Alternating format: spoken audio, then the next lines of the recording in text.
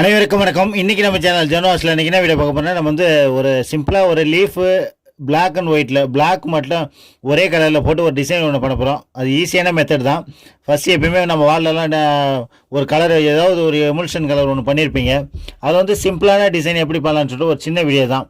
அதுக்கு மேட்சிங்காக இப்போ இது பார்த்தீங்கன்னா ஒரு க்ரீன், ஒரு டார்க் க்ரீன் ஒன்று, அதனுடைய டார்க் ஒன்று எடுத்து ஈஸியான மெத்தடில் இது வந்து பிளாக் கலரில் கூட போடலாம், இல்லை அதே கலர்லேயே டார்க் பண்ணி போடலாம்.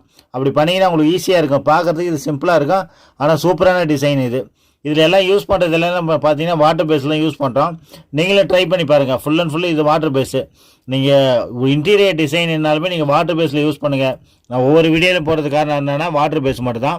அதை நீங்களும் ட்ரை பண்ணி பாருங்கள். இதில் வந்து ஃபுல்லாகவே லீஃப் மட்டும்தான்.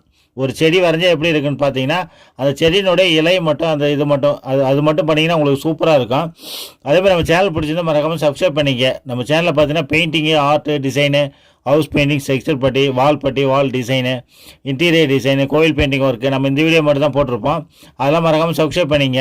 இது வந்து எத்தனை லேயர் போடணும்? கண்டிப்பாக 2 லேயர் போடுங்க. ஃபஸ்ட்டு ஒரு லேயர் போடுங்க, ட்ரை ஆகி முடிச்சுட்டு அதுக்கப்புறம் செகண்ட் லேயர் போட்டு முடிச்சிட்டிங்கன்னா உங்களுக்கு சூப்பராக இருக்கும்.